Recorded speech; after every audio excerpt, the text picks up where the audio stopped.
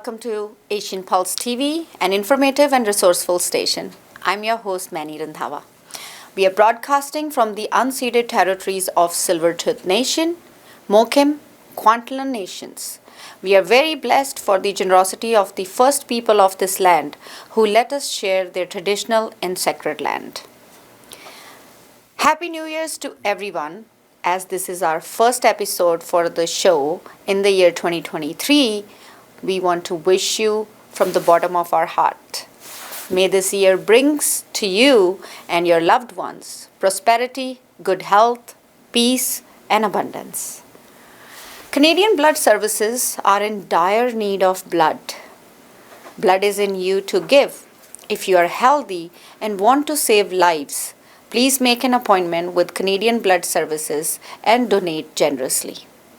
Let's take a short break and hear some words from our sponsors. I understand how important it is to have a place called home, and it's frustrating using your hard-earned money on rent. Vic Prasad can make you a homeowner. Get pre-approved services provided to first-time buyers and new immigrants. You can qualify for mortgage even if you have bad credit. Call Vic Prasad now on 604-306-6647. Vic Prasad is associated with Craft Mortgages Canada Incorporated. I understand how important it is to have a place called home, and it's frustrating using your hard-earned money on rent. Vic Prasad can make you a homeowner. Get pre-approved services provided to first-time buyers and new immigrants. You can qualify for mortgage even if you have bad credit. Call Vic Prasad now on 604-306-6647. Vic Prasad is associated with Craft Mortgages. For any kind of visa-related services, contact Milky Way Immigration, a galaxy of opportunities located at Unit 209-9547 152 Street, Surrey, BC. They have licensed immigration consultants, placement officers, and LMIA experts to meet your immigration and recruitment needs. Book one-time free consultation either on Facebook or by calling 604-396-0005. Arvind's Curry and Cocktail, Indian cuisine. They do catering for all occasions and they do free delivery. Please call 604-515-1070. Address is 420 6th Street, New Westminster. Open 7 days a week from 11 a.m. to 9 p.m. For deliveries, call 604-515-1070 or arvindscurry.com. Bollywood Banquet Hall and Conference Center, located at Pile Business Center at 201-8166 128th Street in Surrey. No celebration is too small to accommodate you. They have newly renovated 2 halls to serve you, up to 1,000 guest capacity, top-notch chefs to delight you with delectable and heavenly cuisine. So just call Bollywood Banquet Hall at 604-598-2700 for your events. Thank you, sponsors. Our guest today is Bryce Royer, who is a cancer survivor. He's here to talk about his journey, his experience of this disease, and how he overcame all the challenges and fought this deadly disease. Hello and welcome to Asian Pulse. Happy New Year's to all of you from our team at Asian Pulse Television. We all hope 2002 was a year for all of us. We had lots of ups and downs in life, but we really hope that 2023 is a better year for each and every one of you, with your family, friends, people around you, that we have survived. We are sitting here because we have survived COVID and everything else that came along with that. And I also want to remember all those people that are sick. Either you are in the hospitals, shut-ins, not well, not with the family. I just praise the Lord that you all get better and go back to your family. And also want to remember all of you who lost a loved one during last year. So life just goes on and we need to be strong and we need to be more grateful, gratitude, and hope that this year will bring you all the happiness in the world. And on that topic, we want to talk about life's journey. And my guest, first time on the set, is Bryce Royce. And he's a good friend. I met him on Facebook. And I was reading about his journey. And I have trying to invite him to come in our studios to talk to you. But as we all know, circumstances didn't allow in the past. But we are here today. So we are here to talk about a lot of other things that happen. So welcome. Thank you, Camila. It's a pleasure to be here. So nice to be seeing you. We have tried many times, I know, but right now it's happening. Yeah, and I'm grateful. I know that you've reached out and you mentioned, someone in your family that is going through a very similar journey that I went through, and so I'm happy to share my journey, and hopefully it might be of support for your relative and also maybe some other people, viewers out there. There are a lot of people that, especially that everybody I talk to right now, that they have some kind of a trauma happening in their lives. Yeah. It's not the same anymore. I don't know whether we start paying more attention or it's always been there and we did not pay more attention before. But this is just what's happening around all of us. So I am so glad that we are able to talk to you and you have been through that journey as well. So talk about yourself. Sure. So the journey you're referring to is cancer. Yes. So I went through a stomach tumor. I had a stomach tumor. It's called a gastrointestinal stromal tumor. And it was found by accident. So at that time, many years ago, we'll bring you back now to 2012. So it's been a while. I was relatively healthy. I was eating organic food. I was exercising. I was doing all the right things, but I was stressed. So it's like if you're stressed and you're eating organic, it's like eating organic stress. So it doesn't really matter what you eat necessarily or how much exercise you do, because life is really holistic, and I did not know that at the time. So what has happened is that it started with eczema. So I had eczema in my body. I went to see the doctor. They gave me some cream. It was not really any solution there. It got worse and worse. And at some point, I remember I went for sushi, and I had a nice dinner, went to sleep, and the next day, I was so exhausted, I could not get out of bed, and I fell unconscious all of a sudden, no explanation. I went to the hospital. The doctor said, "Oh, dehydration, you'll be fine," and they sent me home. The next day, it happened again. I fell unconscious again. This time, they said, "Oh, you have anemia. It's kind of strange for a young man like you to have anemia. They still don't know what's going on, but here's iron supplements for the next 6 months." And that's what the journey started. And after about a year of these strange symptoms that no doctors could find, eventually my health deteriorated to the point where I was partly blind in one eye. I had this strange skin disease that was going on my forehead. I was losing my memory. I had prostate pain. I was losing a lot of weight, and I was completely a vegetable to the point where I was bedbound in a wheelchair with no explanation. And the answer eventually came out when I was in so much pain on Christmas Eve, and I did not want to go to the hospital again. But the pain was so bad, it was prostate pain, that I said, you know what, I'm just gonna go. And so on Christmas Day, I went to the hospital, and they did a scan because they thought maybe my appendix had ruptured. So it was possibly going to be an emergency procedure. So they did a scan, and then the doctor came and said, "So we have some news." So the first news, the good news, is there's nothing wrong with your appendix. But the other news is we found a stomach tumor. So but don't worry, we can probably take it out, and that was the beginning of finding out about cancer. So did they make you stay in the hospital to do a surgery? They sent me to a surgeon to do more tests and to talk to the oncologist. And I asked, the surgeon told me, these tumors are very rare in adults, but they grow fast or they grow slowly, but they grow. And her recommendation was surgery, but she also said that if we do that, there might be a possibility that it could also spread. And at the time, I was very weak, and I decided not to consent to the surgery because, and this is what strikes as very odd for most people, but sometimes you have to tune into your intuition. And at that time, though, I had a strong intuition inside of me that this is not the right procedure at that time for me. I needed to wait and to find something else, and I wasn't sure what that was yet. But I told my surgeon at that time, I said, is it possible that we could give me some time to think about this? I need some time to think about the surgery. What I would like to do is just explore other things to find out. First, I want to know, like, I asked her a question, what causes these cancers? Like, especially this kind of cancer. And she said, we don't know. So I got a second opinion. And I went on a journey to find out what causes cancer, at least these types of cancers.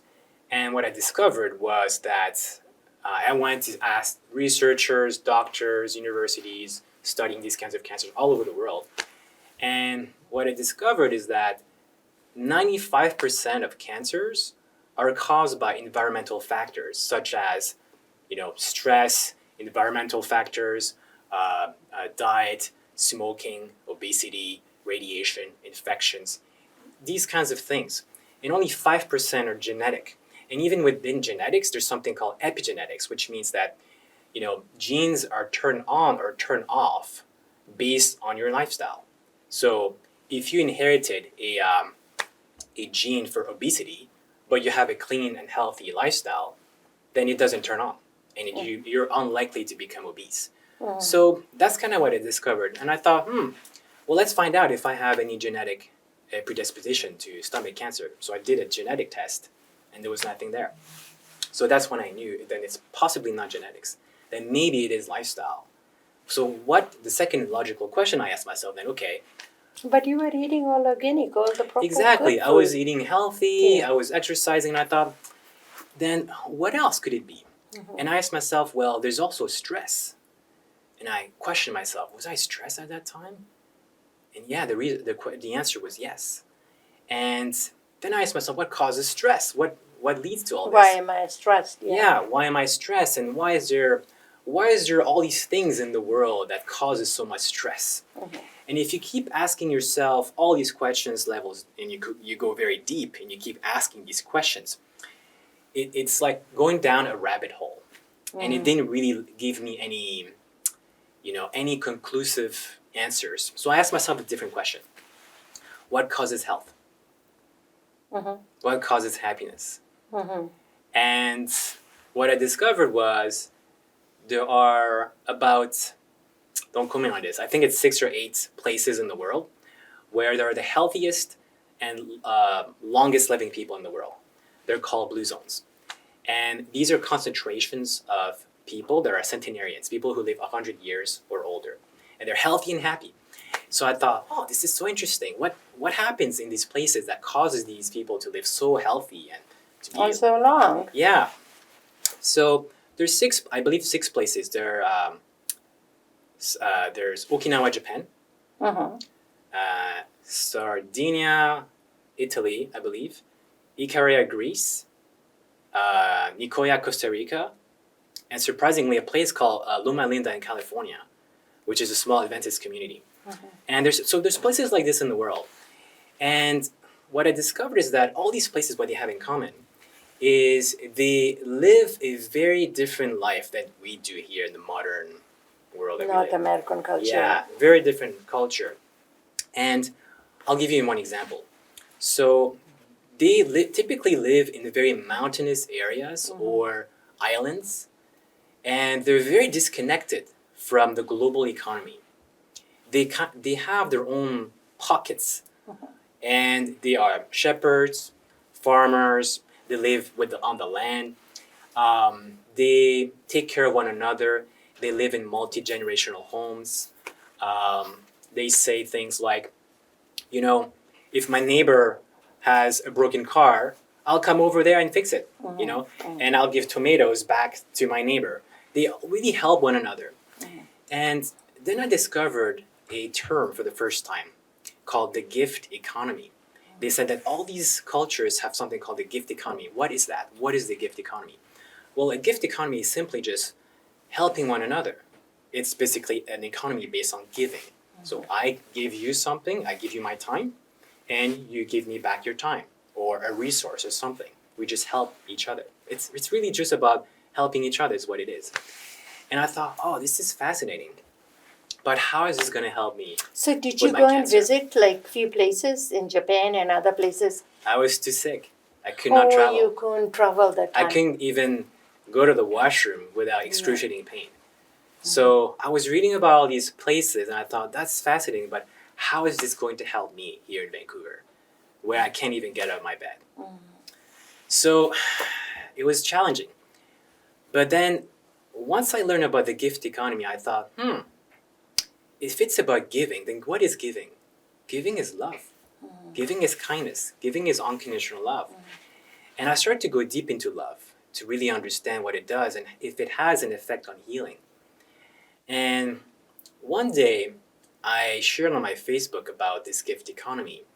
And a doctor who was following me sent me a message and he said, Bryce, I need to send you this book.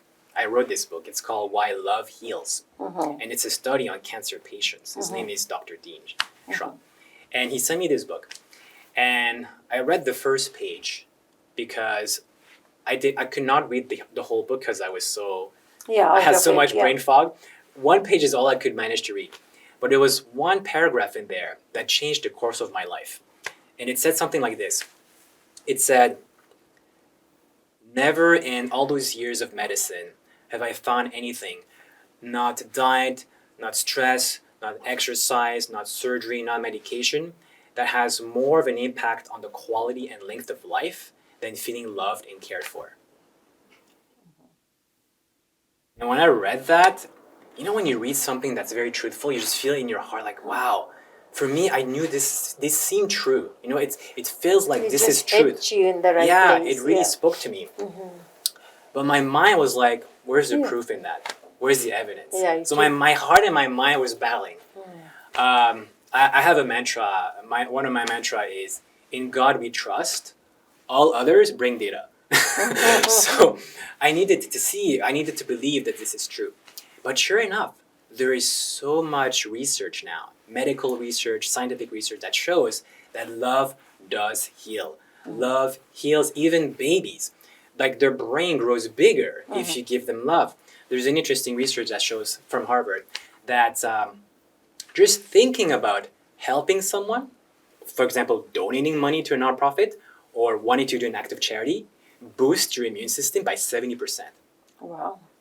Watching a movie of someone doing an act of kindness improves your health outcomes if you have cancer.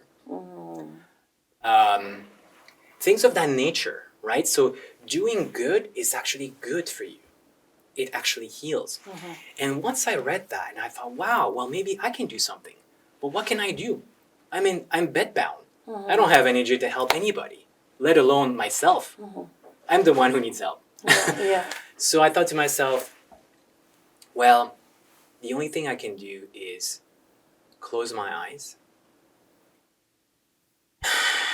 take a deep breath, and just pray for others.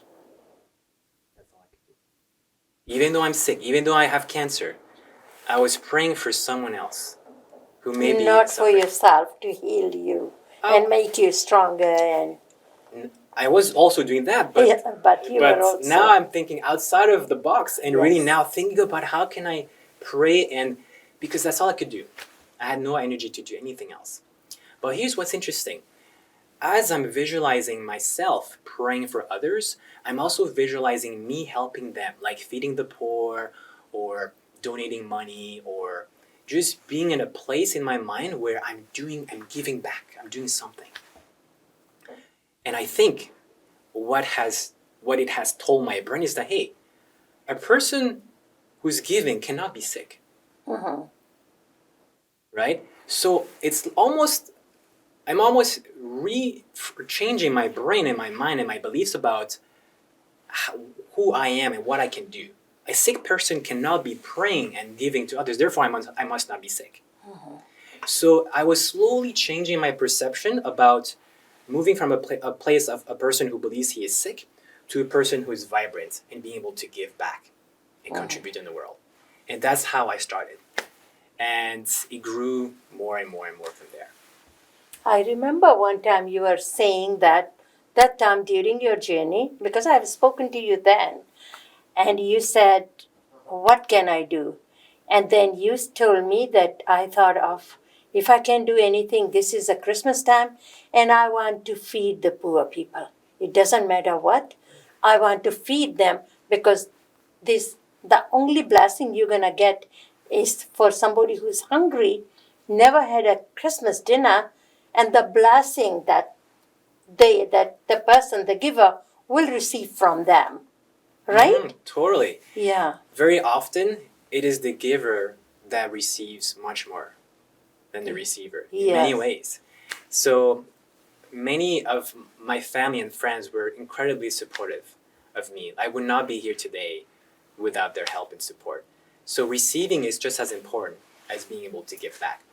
And very often, people who have cancer, myself included, we tend to also have what's called a cancer personality.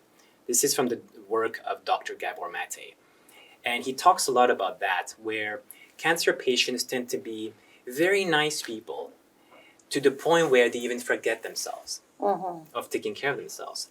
Or they may have issues with anger, where they're unable to express anger in healthy ways, so they just bottle up everything else and it just rots them inside because they've been taught at a young age that anger is not healthy, it's not safe to express that. You need to be a good person, you need to be good to other people, and always helping other people, the people pleasing personalities.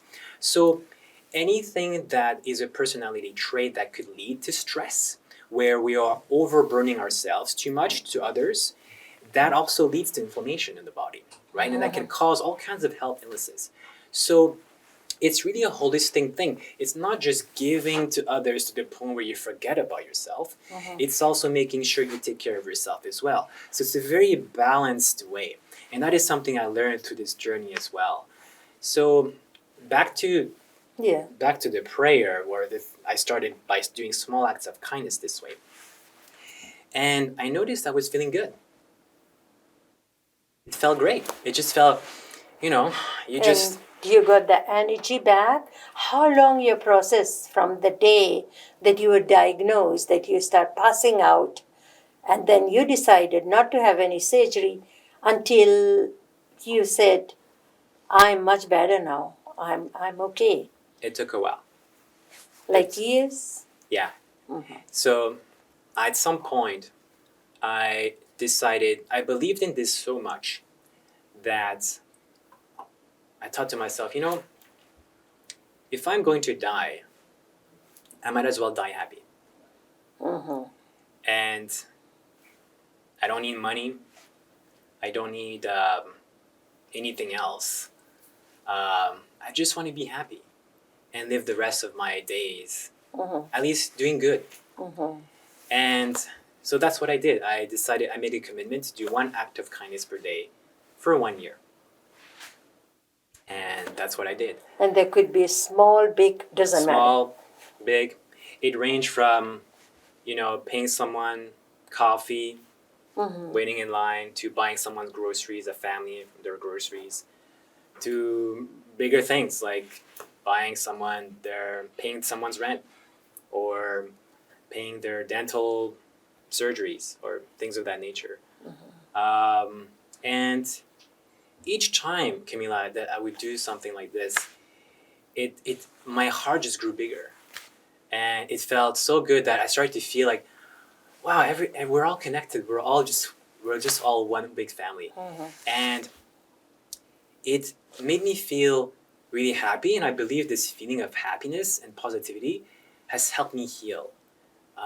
Slowly, I was with my caregiver, Russo, amazing man, an angel, who me and him, he used to push me around in my wheelchair, and we would go to parks, temples, grocery stores. Like, we would see like a cashier, and I would give them some money and say, hey, can you just give this money to this family there? It was like a single mom with like 4 kids, and we would just hide somewhere else and just watch. And they would give that money to this family, this mom, and she would be like, oh my God, who gave this? And they don't know who it is, right? Yeah. And it was so much fun. Wow. Yeah. So did you think about your own pain, your tumor or whatever, the pain in your stomach? Because obviously the pain didn't go away. The pain was always there.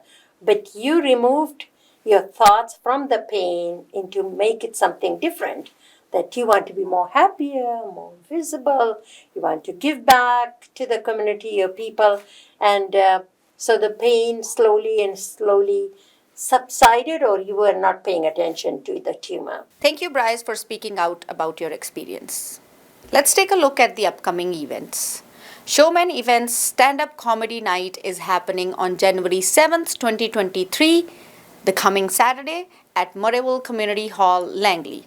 Tickets are available on eventbrite.ca, or you can call Gurveer at 236-866-0630. PICS Mega Job Fair is taking place on Monday, February 6th, 2023 at the Italian Cultural Center located 3075 Slocum Street in Vancouver, which is near the Renfrew SkyTrain station. For more information, please call Lily Dhanral at 604-596-7722. Sahas Community Service Society provides a helpline for people who are in crisis and need to talk to someone. They offer critical support, information, and resources for individuals and families in need. Everything is also kept confidential. So feel free to dial 604-900-9221. If you have missed our show, you can watch it again tomorrow night at 8:30 and again on Saturday at 5:30 p.m. on Shaw Cable. All of our shows are also uploaded on YouTube channel under Asian Pulse TV. Give us some views, like us, subscribe us, share us. We want to see your love in 2023. Before I leave, I want to leave you with these thoughts. If we make our goal to live a life of compassion and unconditional love, then the world will indeed become a garden where all kinds of flowers can bloom and grow. This is a beautiful quote by Elizabeth Kubler-Ross. With that, have a wonderful week ahead. Thank you for being part of my day by being on this show. I'm your host, Manny Randhawa, signing off. Happy New Year's to you all again.